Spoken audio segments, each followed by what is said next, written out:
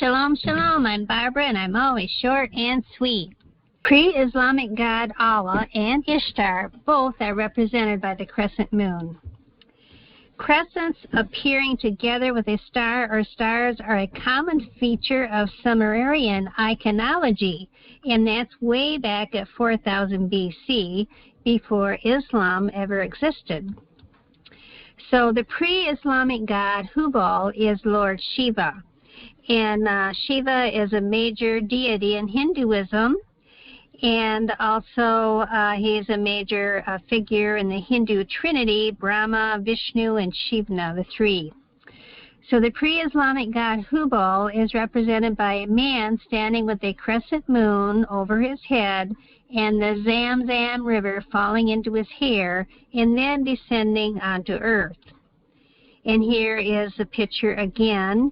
Hubal, I will say, and Hubal is Hu, meaning spirit, and Baal means the Lord, which is Lord of the spirits.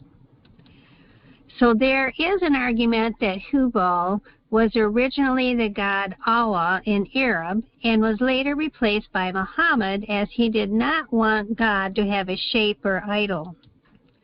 So the crescent is usually associated with Islam, as we are all familiar with, and it's regarded as its symbol. Well, it's also found on Islamic buildings before the rise of the Ottoman Turks, as we just read, way back in the time of Sumerians.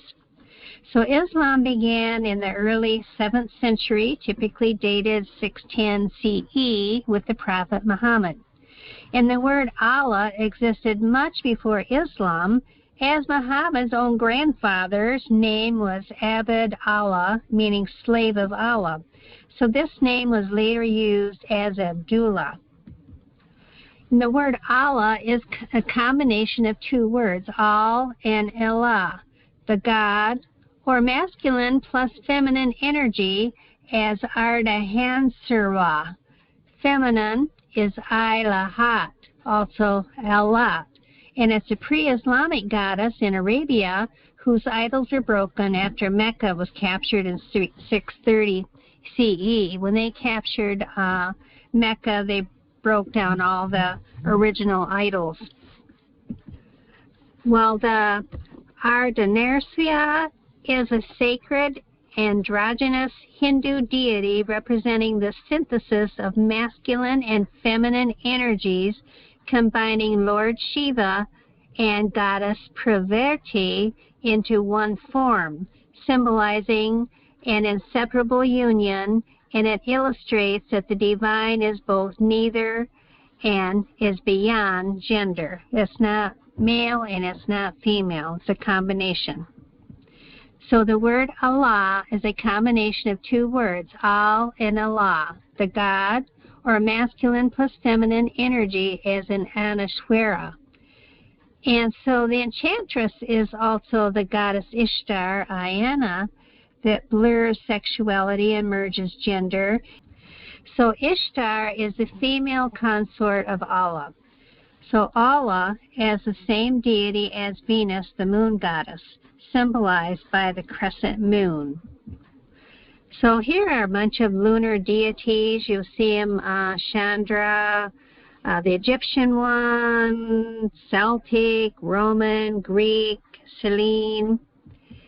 So also you'll see the crescent moon all over the symbols of the Catholic Church. Well, they say the crescent moons on the Catholic churches primarily symbolize the Virgin Mary, the woman of the apocalypse from Revelation 12, who's clothed with the sun and the moon under her feet. Well, we have just studied, and we know that the crescent symbol is way back from paganism. And here they say Marian imagery. The crescent moon is most commonly used in art and statues to represent Mary, particularly under the title of the Immaculate Conception, signifying her standing above worldly, mortal things. So you'll often see the image of Mary on a crescent moon. Well, on the Eucharist, there's also a crescent moon. The lunette, from the French lunette, little moon, is the crescent-shaped holder used in a monstrance to hold the Blessed Sacrament. Here on the right here is the crescent moon. And here you see it again with this arrow pointing at it in the middle and over here. The crescent moon is in their Eucharist. Well, the crescent is also considered an Islamic symbol, so why does it appear on some Russian Orthodox crosses? Look at all of them everywhere. You'll see it all over flags, all over the world. Star and crescent on all these flags. Well, there was also crescents in the Old Testament, Gideon and the moon-shaped crescents. You'll find this story in Judges 8:21-26. And after Gideon defeated the Midianite kings, Zebah and Zolma, Gideon took the gold crescent-shaped ornaments that were hung on the camels' necks, and they weighed a lot, actually, all the gold that was taken from that plunder, and he made it into a gold ephod.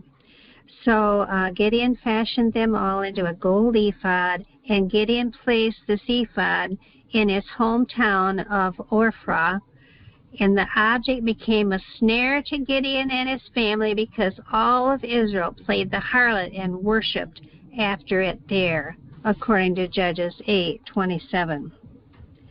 Well, the goddess Diana and the crescent is even mentioned in the New Testament with Paul in Acts 19:24-26. For a certain man named Demetrius, a silversmith, which made silver shrines for Dinah. And then Paul, of course, told them not to be worshiping idols and crescent moon goddesses. So what does the Bible say? Well, human beings tend to worship anything that seems greater than we are, and moon worship or moon goddess worship has been a historical problem. And Yah warned us about this in Deuteronomy 4:19 when he says, "When you look up to the sky and see the sun and the moon and the stars and all the heavenly array, do not be enticed and bow down to them." So Isaiah 3:18 also talks about crescents at the end days. In that day, Yah will take away the finery, the jingling anklets, the scarves, and the crescents. So like if this is a blessing to you, and share it with your friends that love Yeshua. So remember, Revelation 18:4 says, "Come out of her, my people, that you be not partakers in her sins and receive not of her plagues."